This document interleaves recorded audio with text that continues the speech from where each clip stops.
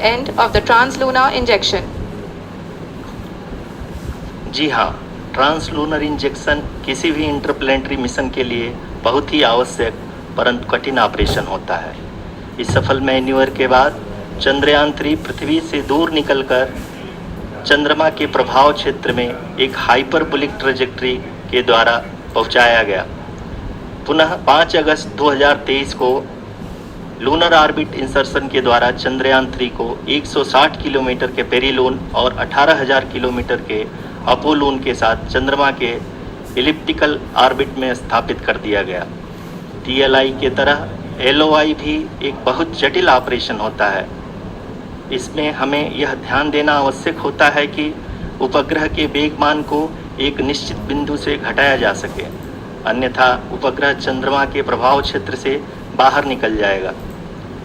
LOI के सफलतापूर्वक परिचालन के बाद चंद्रयान 3 की कक्षा को 4 बार और परिवर्तित किया गया। इस दौरान चंद्रमा की अधिकतम ऊंचाई को घटाकर 160 किलोमीटर कर दिया गया। इस पूरी प्रक्रिया में प्रपल्सन मॉड्यूल का लगभग 755 किलोग्राम ईंधन का उपयोग हुआ और चंद्रयान 3 के वेगमान को लगभग 850 मीटर प्रति सेकंड कम कर दिया गया। लैंडर मॉड्यूल को लगभग 150 किलोमीटर के सर्कुलर ऑर्बिट में स्थापित करने के बाद 17 अगस्त 2023 को प्रपल्सन मॉड्यूल से अलग कर दिया गया। पुनः लैंडर मॉडल के ऑर्बिट को 2 डीबूस्ट मैन्यूवर्स के द्वारा 150 किलोमीटर के सर्कुलर ऑर्बिट से घटाकर 25 गुणे 130 किलोमीटर के एलिप्टिकल ऑर्बिट में स्थापित कर दिया गया। इस दौरान यह भी सुनिश्चित कर दिया गया कि 800 न्यूटन के चारों थ्रोटल थ्रस्टर्स पावर डिसेंट के समय किसी भी चुनौती का सामना कर सकें।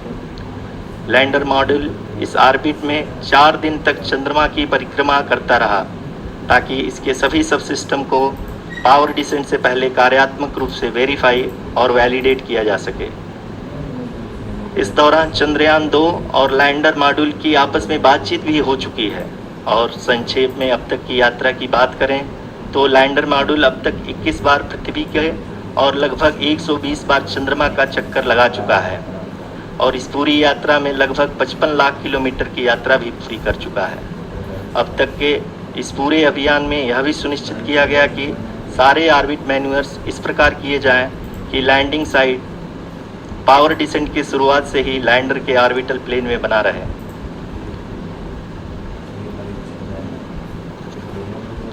That is true indeed. We have arrived at the crucial juncture wherein the orbit plane contains the desired landing site at the start of powered descent. We are also happy to announce that live images from the Chandrayaan 3 lander imager camera is being received continuously. The demonstration of soft landing on the moon's surface is no ordinary feat due to the innumerable challenges and complexities involved. The lander velocity has to be killed from nearly 6,048 kilometers per hour without any aid from the thin and tenuous moon's atmosphere. The lunar dust at the time of landing and the craters and boulders scattered over the moon's surface make it further complicated to achieve this. The new and improved Chandrayaan 3 design has been built after envisaging all the scenarios which the lander module can encounter. With several software improvements, provision for full-level redundancies, a plethora of special tests, namely the integrated hot test, integrated cold test, and lander leg drop tests were carried out for the lander module. The success of these tests has provided great confidence in the performance of all the onboard sensors, propulsion system, and associated guidance, control, and navigation algorithms. The key findings during the tests have enabled to improve the overall system performance. The largely unexplored south pole of the moon has been chosen as the intended landing site since there is a possibility of finding ice and other minerals which would be vital resources for future explorers. Apart from continuing investigations pioneered by Chandrayaan 1 and Chandrayaan 2, the Chandrayaan 3 mission will also provide invaluable data to the science community around the world. Let us give our viewers a glimpse on the configuration of Chandrayaan 3 mission.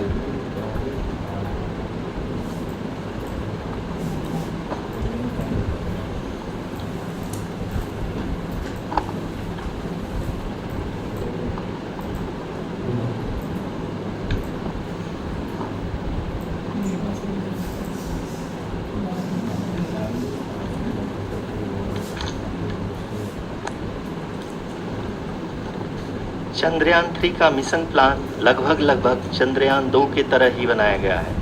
यहाँ यह भी सुनिश्चित किया गया है कि चंद्रयान 3 को rocket से अलग होने से लेकर के चंद्रमा के निकटतम कक्षा में स्थापित होने तक सारी गतिविधियाँ चंद्रयान 2 के तरह ही हों। और अब हम यह कह सकते हैं कि यह प्लान पूरी तरह से 100% सफल रहा। हालांकि लैंडर मॉड्यूल के सेंसर्स और प्रोपल्शन सिस्टम को इस तरह से मजबूत किया गया है कि लैंडर पावर डिसेंट के समय किसी भी आपदा से बाहर आकर के मिशन के मुख्य उद्देश्य को पूरा कर सके। इस क्रम में लैंडर के मुख्य सेंसर्स कारा, लासा, LHBC, LDV और LHDAC का कार्यात्मक परीक्षण भी किया जा चुका है। LDV जो कि पूर्णतः स्वदेशी तकनीकी से बनाया गया एक नया सेंसर है, इसका मुख्य कार्य लैंडर के वेलोसिटी को तीनों अक्षों में कंप्यूट करना है। पावर डिसेंट के दौरान लैंडर के सटीक पोजीशन और वेलोसिटी का ज्ञान होना बहुत ही आवश्यक है। लिराव यानी laser inertial referencing and accelerometer package इस कार्य को पावर डिसेंट के दौरान बखूबी निभाएगा। ट्रैजेक्टरी जनरेशन जो कि चंद्रयान 3 मिशन के लिए बहुत ही अहम है, क्योंकि हर ऑर्बिट मैन्यूवर के बाद यह सुनिश्चित किया जाता है कि लैंडर की मिशन ऑब्जेक्टिव को ना बदले। इस क्रम में मैं यह भी आपको बता दूं कि ऑर्बिट डिटर्मिनेशन जो कि उपग्रह के पोजीशन और वेलोसिटी को बहुत ही एक्यूरेटली बताता है, एक बहुत ही कठिन और जटिल कंप्यूटेशन और एस्टिमेशन होता है। यहाँ यह भी जानना महत्वपूर्ण है कि चंद्रयान 2 का OHRC पेलोड अब तक काफ़ी ऊंचे स्तर का डैम प्रदान किया है, जिसके फलस्वरूप लैंडिंग साइट की सीमा को बढ़ाकर 4x2.4 किलोमीटर कर दिया गया है, जो कि पावर डिसेंट के दौरान सॉफ्ट लैंडिंग कराने में काफ़ी सहायक सिद्ध होगा। Apart from the sensors, Chandrayaan 3 is equipped with a suite of sophisticated payload instruments. While Chandrayaan 1 and Chandrayaan 2 orbiter have provided abundant remote sensing data of Moon, equally important are the on-site localized measurements that provide ground truths. Lander and rover have payloads which are completely new and will perform in situ analysis of lunar surface. The two spectroscopes on rover, APXS and LIBS, will actively measure the surface elemental abundances at the landing location and surrounding area. The lander carries a seismometer ILSA that can sense impact events and lunar quakes. The thermal probe CHAST will measure the temperature profile and thermal conductivity of Moon's regolith. The Rambha payload will carry out lunar ionosphere studies, while the laser retroreflector array shall be a passive location indicator for future spacecraft equipped with laser altimeter. The propulsion module has not been left behind, and an experimental shape payload has been added to it as a value addition. It will help in understanding the nature and characteristics of water-rich planets and will also aid in the future study of potentially habitable exoplanets. We are minutes away from the start of powered descent.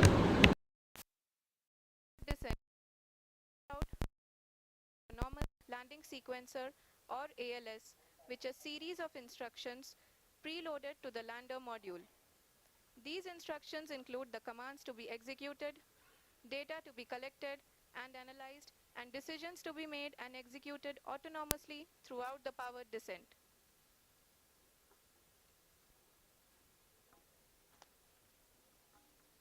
जी हाँ, अब हम power descent के बहुत ही करीब आ चुके हैं। हम आपको बताते चलें कि पावर डिसेंट को कुल 4 चरणों में बांटा गया है। सबसे पहले आता है रफ ब्रेकिंग फेज, जिसमें लैंडर की ऊंचाई को चंद्रमा की सतह से 30 किलोमीटर से घटाकर 7.4 किलोमीटर कर दिया जाएगा। इस पूरी प्रक्रिया को पूरा करने में लगभग 11.5 मिनट लगेगा और इसका समानांतर वेग 1680 मीटर प्रति सेकंड से घटाकर 358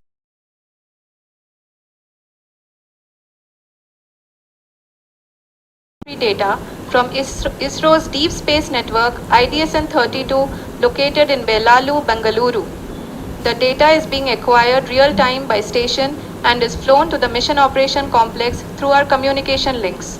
In addition to it, we also have support from ESA and JPL DSN stations. There will be no ground intervention once the ALS takes charge. The preparation for today's event had started 48 hours before, wherein various pre-selections and uplinking of parameters for the autonomous landing sequence were carried out. The whole descent is divided into 4 phases: the rough braking phase, the attitude hold phase, fine braking phase, and the local navigation phase or the terminal descent phase.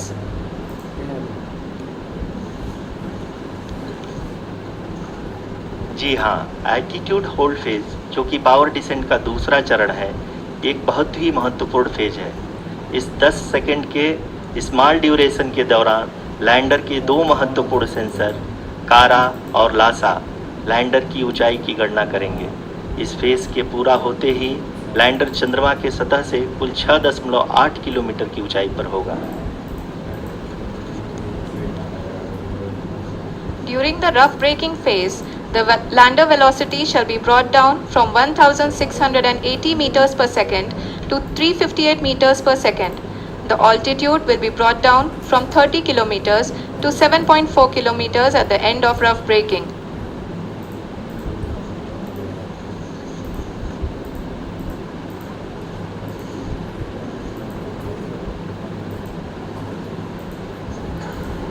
Currently,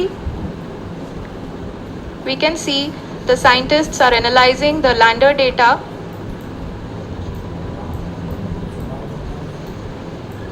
जी हाँ, हम ये देख सकते हैं कि mission operation complex रूप में बैठे सभी वैज्ञानिक ये जो भी डेटा देख रहे हैं वो डीप स्पेस नेटवर्क आइडिएशन 32 के द्वारा प्रोवाइड किया जा रहा है। और अगर हम अब बात करें पावर डिसेंट के तीसरे चरण का, जो कि फाइन ब्रेकिंग फेज होगा, जिसमें लैंडर लैंडिंग साइट से जस्ट 800 मीटर की ऊंचाई पर वर्टिकली होगा। इस चरण को पूरा होने में लगभग 3 मिनट लगेंगे और इस चरण के पूरा होते ही लैंडर की वेलोसिटी लगभग 0 हो जाएगी। The scientists here at his track are glued to their systems, analyzing all sorts of complex data. We are very close to the powered descent, to the start of the powered descent phase.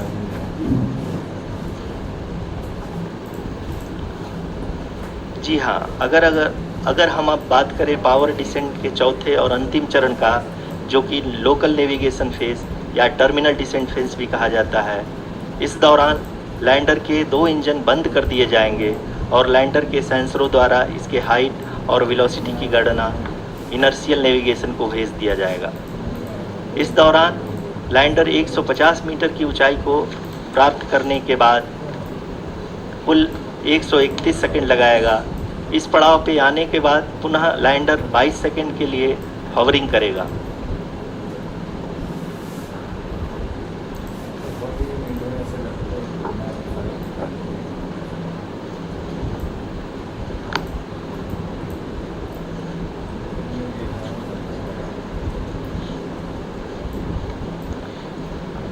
आप इस समय अपने screen पे mission operation complex में बैठे सभी मान्यगणों को देख सकते हैं, जो कि बहुत ही उत्सुकता के साथ टेलीमेट्री डेटा को देख रहे हैं।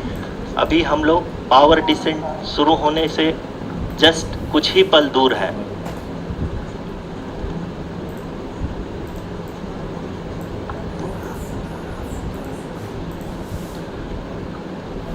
पावर डिसेंट शुरू होने में लगभग 30 सेकंड ही बचा है और हमको ये सारे data mission operation complex room में आइडिएशन 32 के द्वारा, जो कि लगातार लैंडर के कनेक्शन में बना हुआ है, प्रदान कर रहा है। Dear viewers, the pivotal power descent has begun and the lander module is propelling towards the moon's surface along the intended trajectory.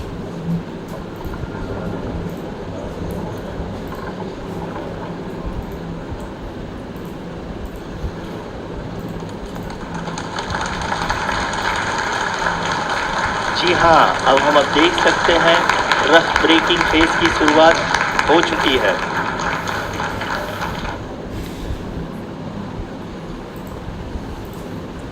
During this rough braking phase, the lander velocity shall be brought down from 1680 meters per second to 358 meters per second.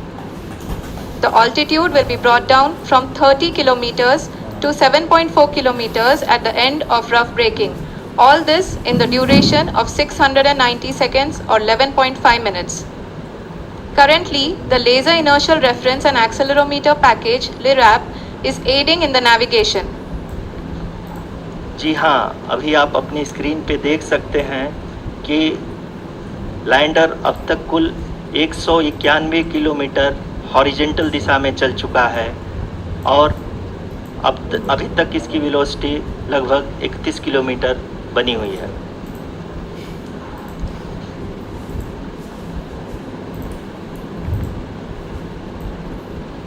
The lander module has traveled a distance of approximately 228 kilometers. The complete downrange that will be traveled during this phase shall be nearly 713.5 kilometers.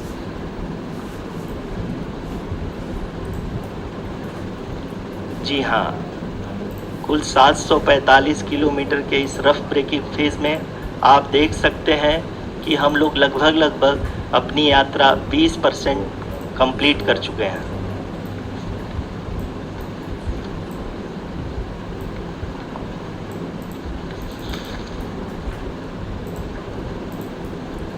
Power descent की यह शुरुआत हम कह सकते हैं कि बहुत ही सटीक और सधी हुई है, जिसमें लैंडर अपने वेगमान को अनुमानित तरीके से घटा रहा है।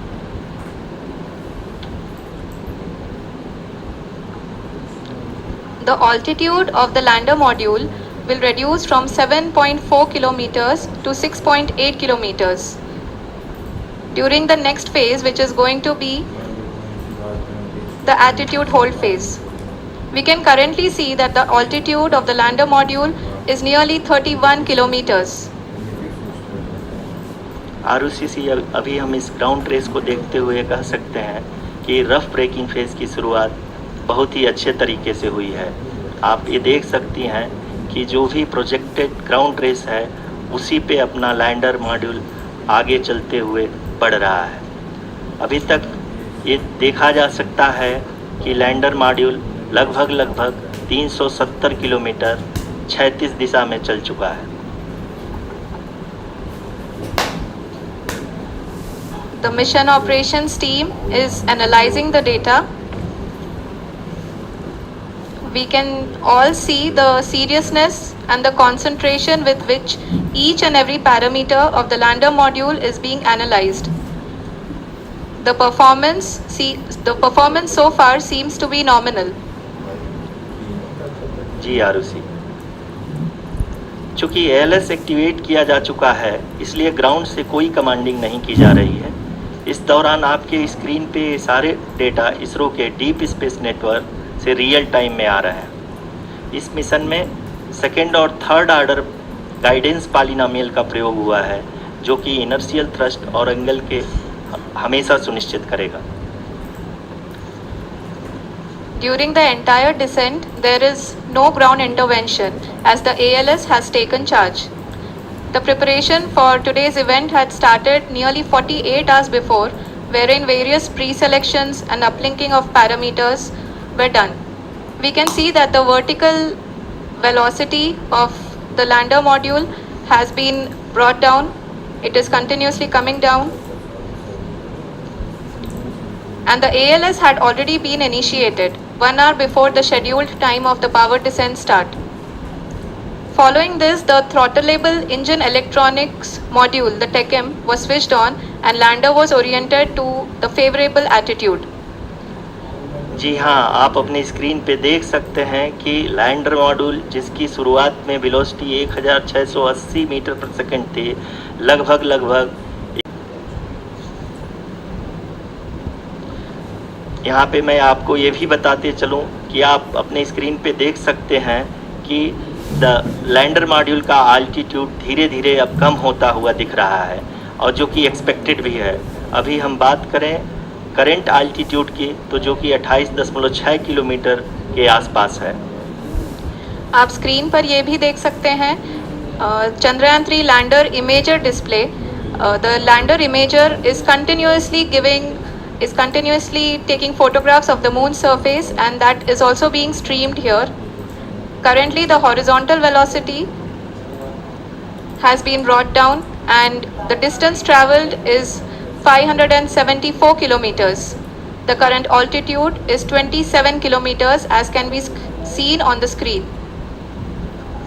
जी हाँ, करीब करीब अपने आधे सफ़र को पूरा करते हुए इस रफ ब्रेकिंग फेज़ में लैंडर बहुत ही आगे की तरफ बढ़ते हुए अपनी ऊंचाई को घटा रहा है। अगर अब बात करें तो लैंडर की ऊंचाई चंद्रमा के सतह से लगभग 27 किलोमीटर से नीचे हो चुकी है, करीब करीब 26.7 किलोमीटर के आसपास है। The next phase after the rough braking phase is the attitude hold phase, which will be for a duration of nearly 10 seconds. The lander will be oriented such that both the altimeters will be looking exactly towards the moon's surface. At the end of this attitude hold phase, height measurement update to navigation system will be given from the laser and car band altimeters. Currently we are in the middle of the rough braking phase. जी हाँ, अगर हम ध्यान से देखें तो लगभग 8 minute की यात्रा के बाद लैंडर अपनी हॉरिजेंटल वेलोसिटी को लगातार कम करते हुए अपनी ऊंचाई, अभी की ऊंचाई के समय 24 किलोमीटर की ऊंचाई प्राप्त कर चुका है।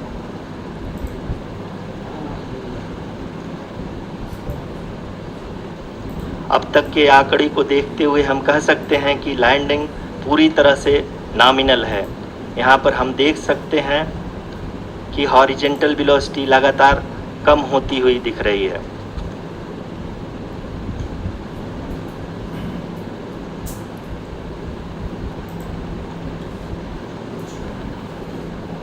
The altitude of lander from ground is currently 22 kilometer, which is again going to be coming down, and that is expected. For the viewers who have joined now, we are in the power descent phase, and we are in the rough braking phase, which is the first phase of the power descent. We have currently traveled a downrange of 697 kilometers, and the downrange that has to be traveled during this phase is 713.5 kilometers. जी हाँ, अभी आप देख सकते हैं कि lander की horizontal velocity लगभग 720 metre प्रति सेकंड हो गई है। लगभग हम ये कह सकते हैं कि 900 मीटर प्रति सेकंड वेलोसिटी को कम किया जा चुका है।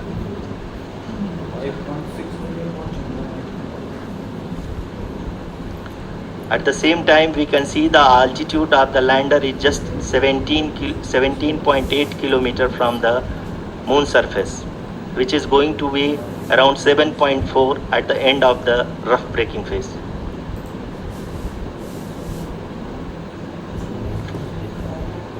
इस फेज के बाद हम जाएंगे towards the attitude hold phase, where we will be expecting sensor update from the laser and car band altimeters.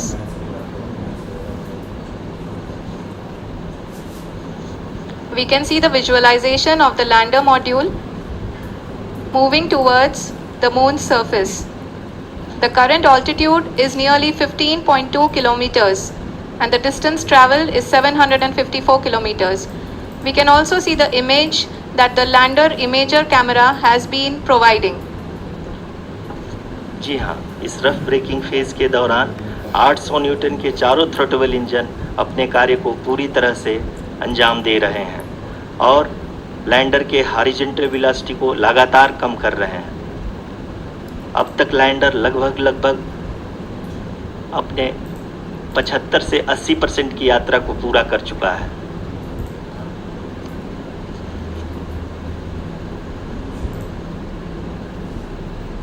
After the rough braking and the attitude hold phase, we shall be having the fine braking phase, which will continue for nearly 3 minutes. The whole phase is being driven by the autonomous landing sequencer and there is no intervention from ground. जी हाँ आरुषि, अभी आप अपनी screen पे देख सकती हैं कि जो करंट आल्टीट्यूड है चंद्रमा के सतह से लगभग 10 किलोमीटर के आसपास है। जी हाँ, हम अपने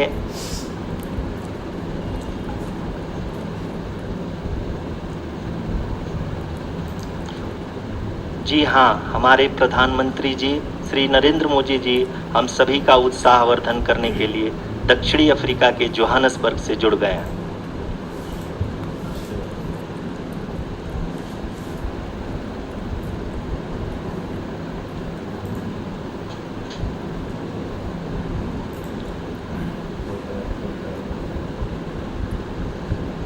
Yes, we are privileged to have with us Honorable Prime Minister of India, Shri Narendra Modi ji, who has joined us from South Africa's Johannesburg to encourage us.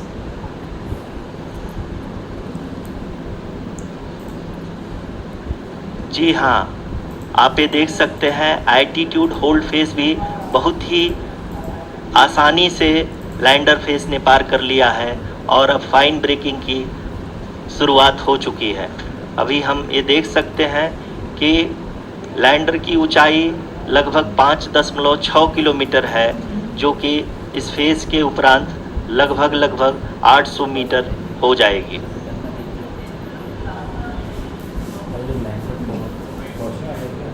We can hear from the mission operations team that the sensors are performing nominally and we are currently in the midst of the fine braking phase, which is going to continue for 3 minutes and the altitude is going to be reduced to nearly 800 meters at the end of this phase.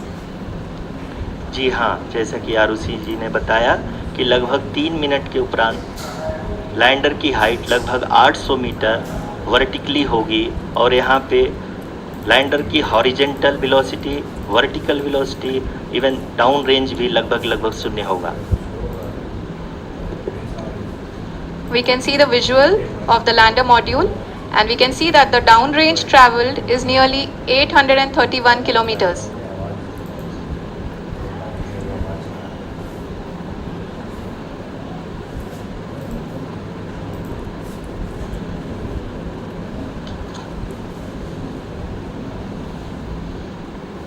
जी हाँ, आप अपनी screen पे देख सकते हैं कि lander की ऊंचाई अब चंद्रमा के सतह से लगभग 3 किलोमीटर से कम हो चुकी है।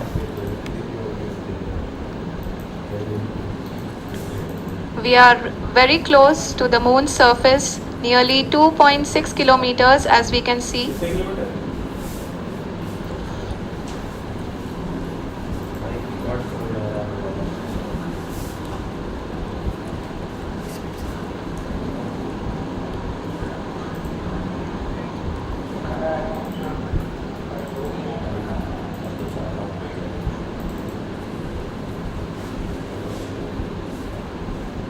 जी हाँ, अभी आप देख सकते हैं कि लैंडर की ऊंचाई लगभग 1 किलोमीटर के आसपास है।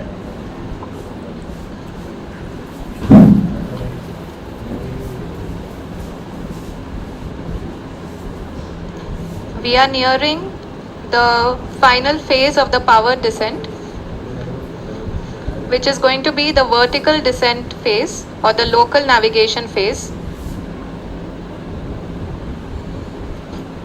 जी हाँ, अब हम फाइन ब्रेकिंग वेज के एकदम करीब आ चुके हैं। हाँ, आप तालियों के गड़गड़ाहट से सुन सकते हैं कि हम लोगों ने तीसरे चरण को भी बहुत ही सफलतापूर्वक हासिल कर लिया है और अभी हम वर्टिकल डिसेंट फेज में आ चुके हैं, जिसकी शुरुआत भी बहुत ही अच्छे ढंग से हो चुकी है।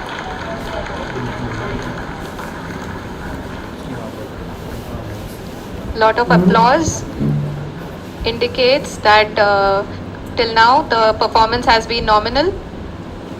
We are in the vertical descent phase 1.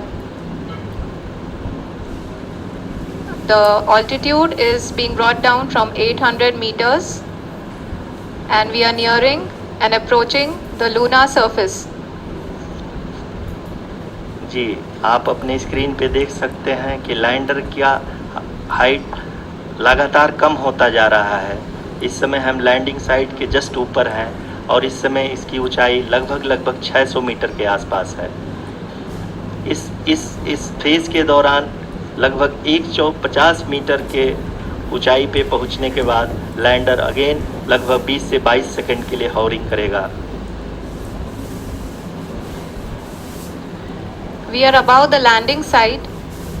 The horizontal as well as the vertical velocity is now being constantly reduced, and the lander module has begun its descent towards the landing site.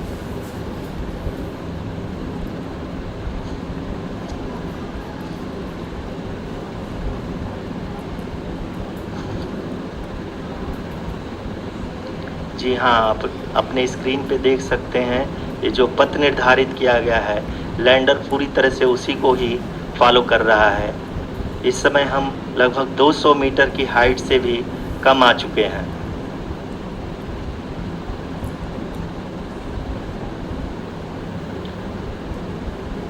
अब हम ये देख सकते हैं कि हम लगभग 150 metre की ऊंचाई पे हैं चंद्रमा के सतह से।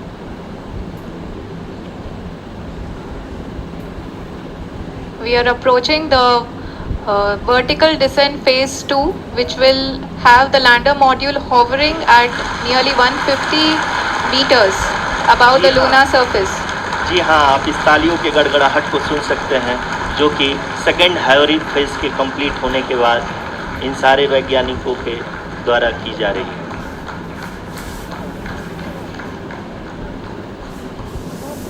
जी हाँ, आप अगर फिर से ध्यान से देखें तो एल्टीट्यूड पुनः कम होता जा रहा है।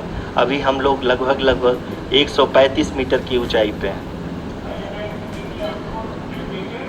The sensors that are updating at this point are providing confirmation of the safety of the landing site. As expected, the retargeting is going on and this is a very good signature for the lander. अभी आप ये देख सकते हैं कि lander की ऊंचाई लगभग 65 मीटर के आसपास बची हुई है।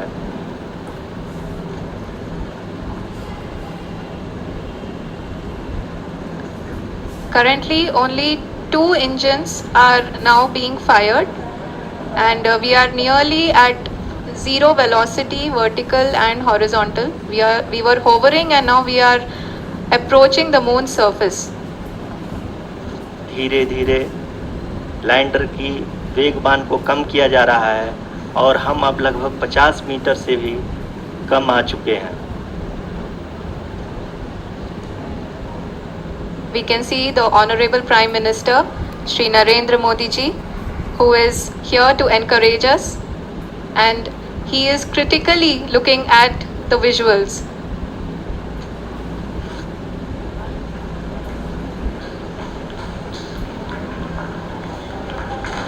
जी हाँ, आप अपनी स्क्रीन पे देख सकते हैं कि हम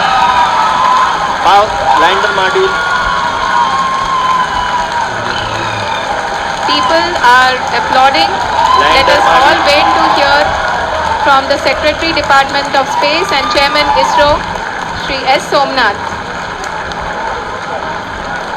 लैंडर मॉड्यूल पूरी तरह से सेफली और सॉफ्टली चंद्रमा के सतह पे लैंड हो चुका है। ये हम लोगों के लिए बहुत ही गर्व की बात है। हिंदी में एक कहावत है कि चंदा मामा दूर के, लेकिन अब हम ये कह सकते हैं कि चंदा मामा अपने घर के। बहुत ही उम्दा. The hard work of the entire ISRO community has come to fruition.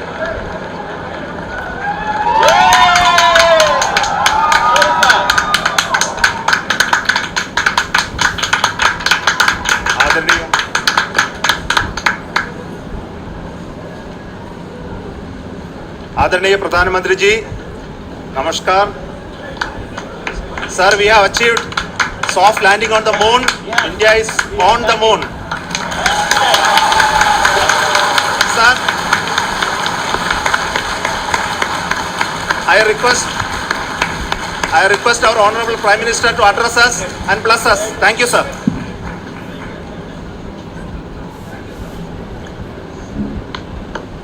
मेरे प्यारे परिवारजनों, जब हम अपनी आंखों के सामने ऐसा इतिहास बनते हुए देखते हैं तो जीवन धन्य हो जाता है। ऐसी ऐतिहासिक घटनाएं राष्ट्र जीवन की चिरंजीव चेतना बन जाती है। ये पल अविस्मरणीय है। ये क्षण अभूतपूर्व है। ये क्षण विकसित भारत के शंखनाद का है। ये क्षण नए भारत के जयघोष का है। ये क्षण मुश्किलों के महासागर को पार करने का है। ये क्षण जीत के चंद्र पथ पर चलने का है। ये क्षण 140 करोड़ धड़कनों के सामर्थ्य का है। ये क्षण भारत में नई ऊर्जा, नया विश्वास, नई चेतना का है। ये क्षण भारत के उदयमान भाग्य के आह्वान का है। अमृत काल की प्रथम प्रभा में सफलता की ये अमृत वर्षा हुई है। हमने धरती पर संकल्प लिया और चांद पर उसे साकार किया। और हमारे वैज्ञानिक साथियों ने भी कहा, India is now on the moon. आज हम अंतरिक्ष में नए भारत की नई उड़ान के साक्षी बने हैं। साथियों, मैं इस समय ब्रिक्स समिट में हिस्सा लेने के लिए दक्षिण अफ्रीका में हूं, लेकिन हर देशवासी की तरह मेरा मन चंद्रयान महाअभियान पर भी लगा हुआ था। नया इतिहास बनते ही हर भारतीय जश्न में डूब गया है। हर घर में उत्सव शुरू हो गया है। हृदय से मैं भी अपने देशवासियों के साथ, अपने परिवारजनों के साथ इस उमंग और उल्लास से जुड़ा हुआ हूं। मैं टीम चंद्रयान को, इसरो को और देश के सभी वैज्ञानिकों को जी जान से बहुत बहुत बधाई देता हूं, जिन्होंने इस पल के लिए वर्षों तक इतना परिश्रम किया। उत्साह, उमंग, आनंद और भावुकता से भरे इस अद्भुत पल के लिए मैं 140 करोड़ देशवासियों को भी कोटि कोटि बधाइयां देता हूं। मेरे परिवारजनों, हमारे वैज्ञानिकों के परिश्रम और प्रतिभा से भारत चंद्रमा के उस दक्षिणी ध्रुव पर पहुंचा है, जहां आज तक दुनिया का कोई भी देश नहीं पहुंच सका। अब आज के बाद से चांद से जुड़े मिथक बदल जाएंगे, कथानक भी बदल जाएंगे और नई पीढ़ी के लिए कहावतें भी बदल जाएगी। भारत में तो हम सभी लोग धरती को मां कहते हैं, और चांद को मामा बुलाते हैं। कभी कहा जाता था चंदा मामा बहुत दूर के हैं, चंदा मामा बहुत दूर के हैं। अब एक दिन वो भी आएगा जब बच्चे कहा करेंगे चंदा मामा बस एक टूर के हैं। Friends, on this joyous occasion, I would like to address all the people of the world, the people of every country and region. India's successful moon mission is not just India's alone. This is a year in which the world is witnessing India's G20 presidency. Our approach of one earth, one family, one future is resonating across the globe. This human-centric approach that we present and that we represent has been welcomed universally. Our moon mission is also based on the same human-centric approach. Therefore, this success belongs to all of humanity, and it will help moon missions by other countries in the future. I am confident that all countries in the world, including those from the global south, are capable of achieving such feats. We can all aspire for the moon and beyond. मेरे परिवारजनों, चंद्रयान महाअभियान की ये उपलब्धि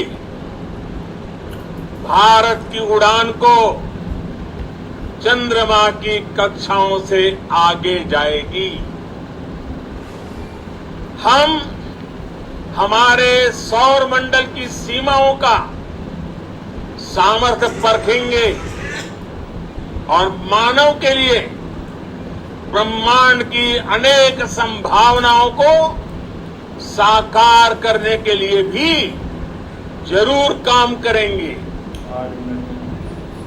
हमने भविष्य के लिए कई बड़े और महत्वाकांक्षी लक्ष्य तय किए। जल्द ही सूर्य के विस्तृत अध्ययन के लिए ISRO Aditya L1 mission launch करने जा रहा। इसके बाद शुक्र भी इसरो के लक्ष्यों में से एक है। गगनयान के जरिए देश अपने पहले ह्यूमन स्पेस फ्लाइट मिशन के लिए भी पूरी तैयारी के साथ जुटा है। भारत बार बार ये साबित कर रहा है कि sky is not the limit. साथियों, साइंस और टेक्नोलॉजी देश के उज्जवल भविष्य का आधार है। इसलिए आज के इस दिन को देश हमेशा हमेशा के लिए याद रखेगा। यह दिन हम सभी को एक उज्जवल भविष्य की ओर बढ़ने के लिए प्रेरित करेगा। ये दिन हमें अपने संकल्पों की सिद्धि का रास्ता दिखाएगा। ये दिन इस बात का प्रतीक है कि हार से सबक लेकर जीत कैसे हासिल की जाती है। एक बार फिर देश के सभी वैज्ञानिकों को बहुत बहुत बधाई और भविष्य के मिशन के लिए ढेरों शुभकामनाएं। बहुत बहुत धन्यवाद।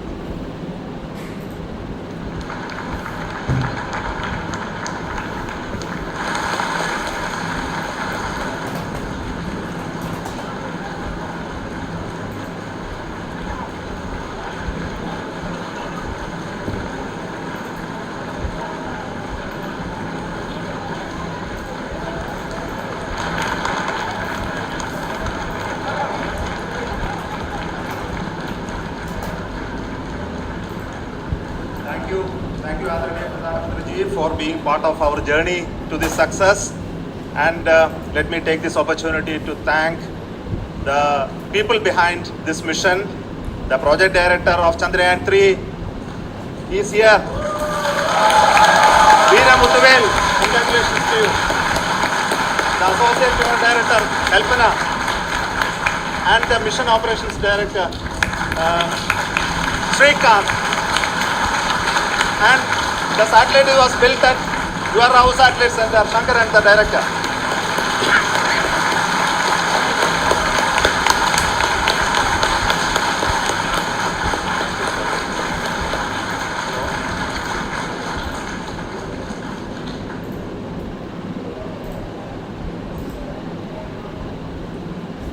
It's a great moment of happiness on behalf of team.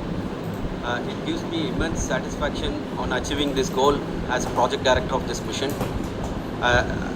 The entire mission operations right from launch till landing happened flawlessly as per the timeline, and we became the fourth country to land to demonstrate the soft landing onto the moon surface, and we became the first country to go to the near to the south pole of the moon.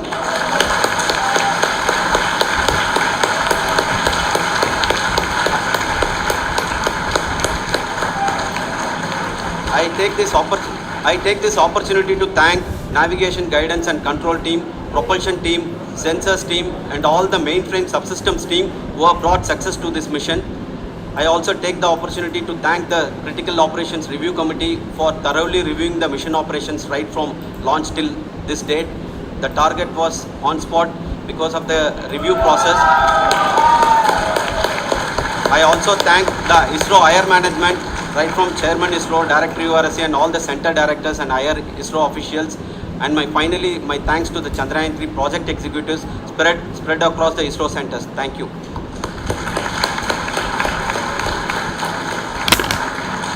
Mission Director Srikanth. It gives me an immense pleasure to be part of Chandrayaan 3 and acting as Mission Director. I would like to thank each and every team member who has supported in carrying out all the mission operations flawlessly, and I would like to thank my senior management, Chairman ISRO, Director URSC, my senior colleagues and my team members for carrying out and supporting all the things carrying out in proper way. Thank you very much. Associate Project Director Kalpana. Good evening to all. This will remain the most memorable and the happiest moment for all of us, for our team Chandrayaan 3. We have achieved our goal flawlessly. From the day we started rebuilding our spacecraft after Chandrayaan 2 experience, it has been breathe in, breathe out Chandrayaan 3 for our team.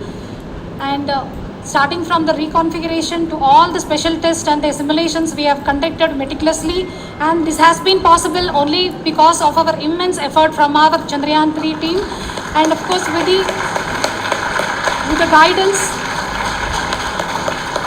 the guidance from our Chairman ISRO, our directors and all our experts. With all this, it has been possible. Thank you one and all. Thank you for all the minutest help which has been provided from all the areas of departments. Thank you. Thank you.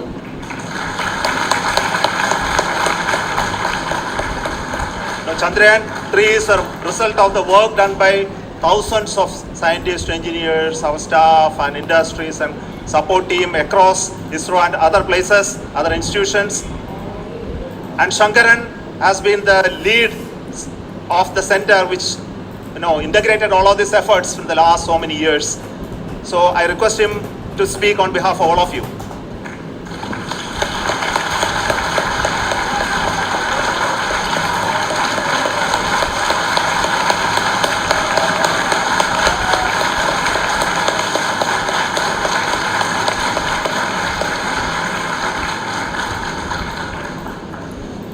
Thank you very much for the affection that has been displayed today now. Today we have achieved what we set out to achieve in 2019. It was delayed by about 4 years, but we have done it. When Chandrayaan 3 was launched, after the separation of the spacecraft from launch vehicle, I said I will speak the rest of the things after the soft landing. So here I will take a couple of minutes to tell the tremendous amount of effort that has been put in by the entire project team. When I say project team, it is not just only the project director and associate project director. Of course, they are the face of the project. They have been living, sleeping, eating, breathing Chandrayaan for the last 4 years. They have been supported by such a large number of people, particularly in the navigation, guidance and control area, propulsion system. This area, the amount of effort that has been put by people, the number of simulations that have been done, the number of reviews they have gone through, the amount of criticism they faced and overcome that. It is, as a person who has been watching this for the last 4 years along with them, my heart goes out for them. The amount of effort is tremendous. That is what ISRO is all about. That is what our organization has taught us to do. Now today this success has put us even more higher responsibility, as the Honorable Prime Minister was telling, because we have set the bar now so high. Nothing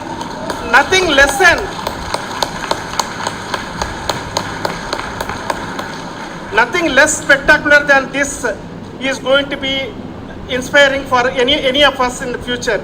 So as the Honorable Prime Minister mentioned, we will be now looking at putting the man in space, putting a spacecraft around Venus and landing a craft in Mars. Work on all these activities are going on for a few years, and this success today will inspire us and will spur us to take those efforts even more strongly, so that we will make our country proud again and again and again. Thank you very much for every one of you who have directly or indirectly participated in this mission, encouraged us, intentionally or unintentionally helped us in all for every one of you. A big thank you, because even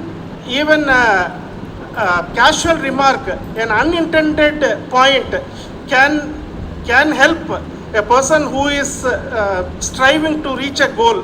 The person who is making that remark may not have meant it that way, but sometimes it can ignite that's why I said that even unintended help is very welcome, and we are very thankful for that.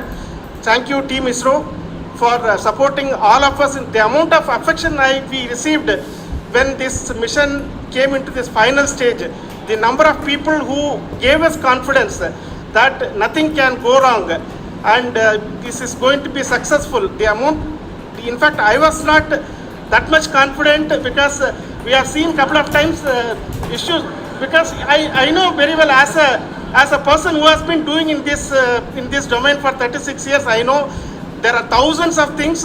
Any of that can anytime go wrong and derail. But so many of the people, because that I only see as the reflection of the effort we have put, that people are so happy to see this effort and they want us to succeed. It is not that they know that we are going to succeed. The people want us to succeed. So thank you very much for everyone for your love and affection.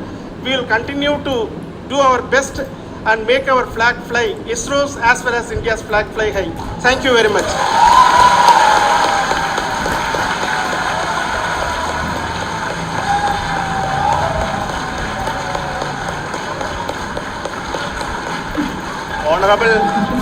Honorable Prime Minister called me and conveyed his greetings to each one of you and your family for the wonderful work you did in ISRO. So thanks are to him for the support that he is giving to us for missions like Chandrayaan 3 and the missions that are in the offing. I think that's a great word of comfort that we are receiving for pursuing the inspirational work that we are doing for the nation. I want to tell you, and I want to thank you also for each and everyone who prayed with us in the last many days, who wanted this success to happen in ISRO. I thank all those people in all around the country and maybe beyond the country for their blessings and wishes and affection that he has given to each one of us for doing this work for the last so many years. I want to specifically thank some senior people who have been standing with us, especially the name of Kiran Kumar sir and Mr. Kamalakar, Sri Koteshwar Rao. They have been helping so much. They were part of the team to help them to get the confidence and get the reviews done to ensure that nothing goes with any mistakes.